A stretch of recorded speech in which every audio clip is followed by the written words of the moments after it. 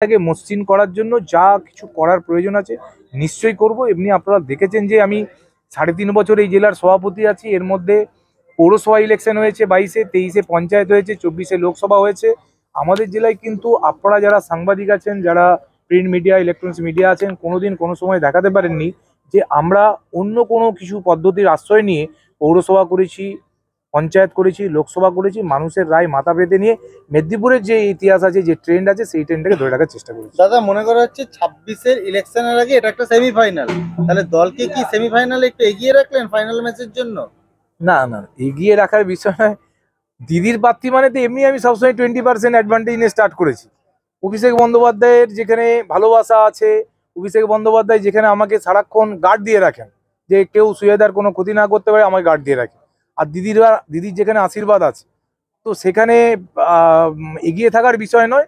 দিদির প্রার্থী হওয়া মানে সবসময় এগিয়ে থাকা, সেই 26 হোক, 28 হোক, 29 হোক, যেই দিদির প্রার্থী হবে কেন সেই এমনি এগিয়ে থাকবে। ফলে এখানে নতুন করে বলার আছে অনেক কিছু বিষয় আছে, ছোটখাটো বিষয় আছে, সেগুলো ইতিমধ্যেই দিদিকেও বলেছি, দিদিও জানেন। তো আগে শুরুটা করি, তারপরে এখনো তো সার্টিফিকেট পাইনি, এখন এমএলএ হয়েছে কিনা জানি না। দাদা, আরজি করের কোনো প্রভাব পড়লো? আমি তো এটা নিয়ে বহুবার বলেছি যে আরজি কর এটা একটা সামাজিক ব্যাধি। এটা এরকম নয় কি যে এটা বাংলার তৃণমূল কংগ্রেসের কোথায় এর সঙ্গে যুক্ত বিষয় ছিল, মমতা বন্দ্যোপাধ্যায় কোথায় এখানে যুক্ত বিষয় ছিল। ভারতবর্ষের একমাত্র মহিলা মুখ্যমন্ত্রী হিসাবে একজন সত্তরোর্ধ্ব মহিলাকে যেভাবে 2.5-3 মাসে ক্ষতবিক্ষত করা হয়েছে, যেভাবে তাকে কালিমালিপ্ত করার চেষ্টা করা হয়েছে, যেভাবে তার পরিবারকে টেনে এনে ব্যঙ্গবিদ্রুপ করা হয়েছে, কুৎসিত ভাষায় আক্রমণ করা হয়েছে, তার বিরুদ্ধে বাংলার মানুষ আজকে রায় দিয়ে প্রমাণ করে দিয়েছে। বিরোধীরা যত কুৎসা করবে, অপপ্রচার করবে, মিথ্যাচার করবে, তত বাংলার মানুষ দিদির পাশে আরো বেশি করে শক্ত হাতে দাঁড়িয়ে বলবে যে দিদি তুমি আমাদেরকে শান্তি দিয়েছো, সম্প্রীতি দিয়েছো, সৌহার্দ্য দিয়েছো, উন্নয়ন দিয়েছো, আমরা সারা জীবন তোমার পাশে আছি। দলনেত্রী ইতিমধ্যেই ফোন করে মানস ভূঁইয়াকে শুভেচ্ছা জানিয়েছে। আপনার সাথে দলনেত্রীর কোনো কথা হয়েছে? আমার তো ফোনই নেই, ফোন তো সব বাড়িতে আছে, এখানে কারোর সঙ্গে কথা বলতে পারছি না বলে তো এখন কি রেজাল্ট হয়েছে এখানে দেখতে এলাম আপনাদের মিডিয়া সেলে। চিরদিন সেনাপতি ছিলেন, এই প্রথম একটা সিলমোহর বা একটা জায়গা পেলেন। যেমন সিলমোহর মানে তো আর ল্যাজ গজানো নয়। এটুকু বলতে পারি যে যদি আমি সারা জীবন যেরকম ভাবে কাটিয়েছি, এই জীবনধারাটা যদি বজায় রাখতে পারি, সেটা আমার কাছে সবচেয়ে বড় পাওনা হবে। সেনাপতি কি একটা সিম্বল পড়লো, এটার মধ্যে দিয়ে অনেক কিছু বিষয় নয়।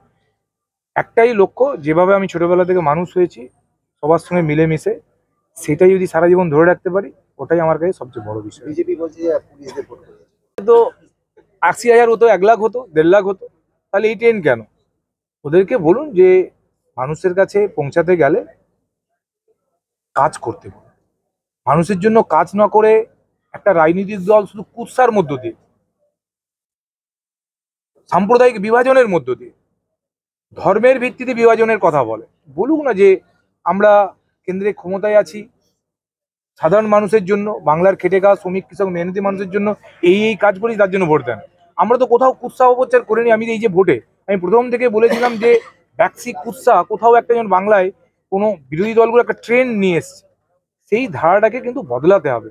প্রত্যেকটা রাজনৈতিক দল তাদের কথা বলুক যে আমার রাজনৈতিক দল, আমার এই এজেন্ডা আছে, আমার দল এই ডেভেলপ করেছে, আমার দল মানুষের জন্য এটা করছে, তার ভিত্তিতে মানুষ ভোট দিক।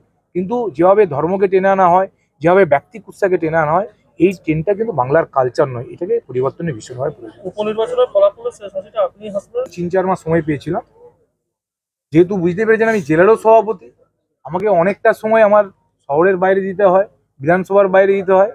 তারই মধ্যে এখন যেটা অনেকটা রিকভারি হয়েছে, 5.5 থেকে প্রায় 12+ হয়েছে। 26 সালে দেখবেন যেই প্রার্থী হোক না কেন, এটা 30+ কি 40+ হয়ে যাবে।